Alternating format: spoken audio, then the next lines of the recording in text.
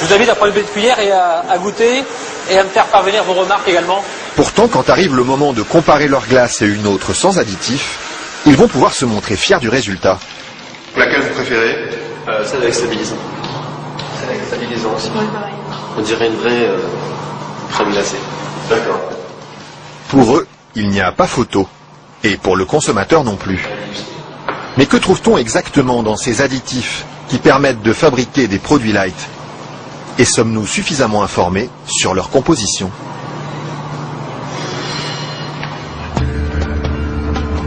C'est à Vilvoorde, à quelques kilomètres de Bruxelles, que nous sommes allés chercher les réponses.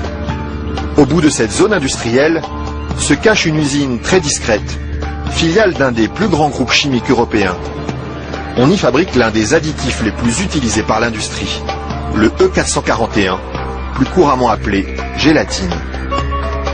Et le responsable commercial de l'usine, Michel Vandenberg, n'est pas peu fier de nous montrer tout ce qu'on arrive à fabriquer avec son produit miracle.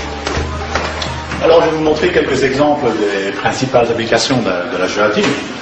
Naturellement, le secteur alimentaire qui est l'application la plus importante au niveau mondial. Alors, vous avez ici tous les produits gélifiés. Le premier marché pour lui, ce sont les bonbons. Mais on trouve aussi sa gélatine dans des gélules pharmaceutiques, des pellicules photo et même des shampoings. Dites-moi, il y en a vraiment partout de produits finalement. Ben, ce serait pas mal qu'il y en ait partout. Mais pour ça, il faut produire toujours plus. Alors ici, l'usine tourne à plein régime. Et la fameuse gélatine de Michel Vandenberg, la voici qui sort, tout au bout de la chaîne.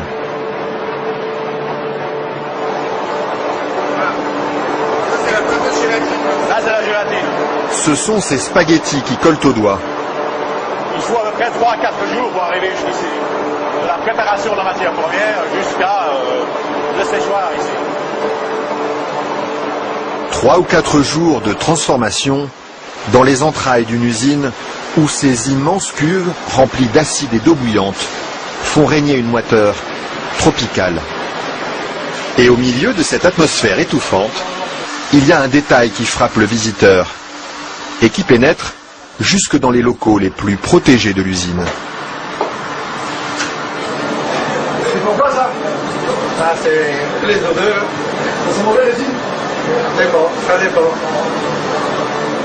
Une odeur âcre d'acide et de graisse brûlée qui flotte sur tout le site jusqu'à l'extérieur de l'usine. Et la raison de cette odeur, la voici.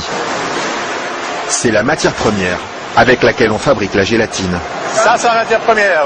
Nous traitons donc la couenne, la peau de porc. D'accord. De la peau de porc qui arrive par palettes entières dans son usine. Une matière première qui ne lui coûte presque rien et qu'il achète dans toute l'Europe. Ceci vient de Hongrie.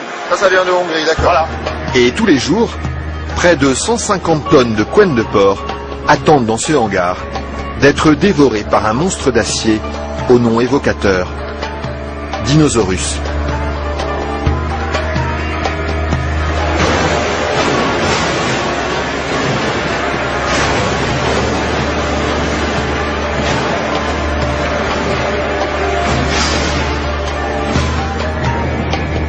Grâce à cette matière première bon marché, Michel Vandenberg parvient à vendre sa gélatine à moins de 5 € le kilo. Un prix défiant toute concurrence qui lui ouvre sans cesse de nouveaux marchés. Et celui qui marche bien en ce moment, c'est justement le marché des produits light. Attendez, faut pas filmer ça 1 minute. Mais voilà, ceci, qui est un beurre allégé, 40%. Alors un fromage frais, 0% matière grasse. Et chez lui, on trouve même les plus grandes marques. En marque Danone, taille fine. Une mousse liégeoise de chez Auchan. Voilà, une mousse de la laitière.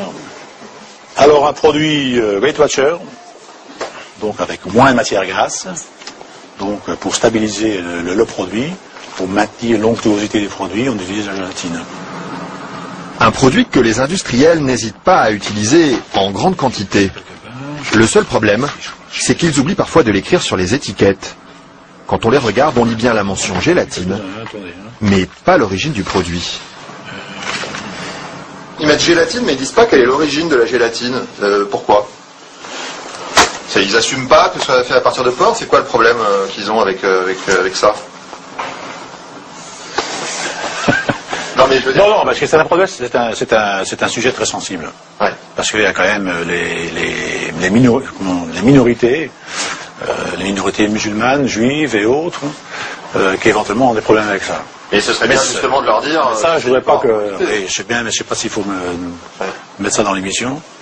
Mais Oui. c'est vrai que, bon... Parce que du coup, ils savent pas si c'est du porc ou de la vache. Du coup, comment ils font pour consommer? C'est ça le problème. Il faudrait peut-être leur dire. Une question qui laisse Michel Vandenberg sans voix et à laquelle aucune marque de l'agroalimentaire n'a souhaité répondre, malgré nos nombreuses sollicitations. À croire que la gélatine de porc est un sujet sur lequel il préfère rester discret. Maintenant, si vous faites une mousse au chocolat chez vous à la maison, moi j'en fais chez moi aussi, je n'utilise pas de gélatine, hein, mais... Pourquoi ils utilisent, eux, les industriels, alors?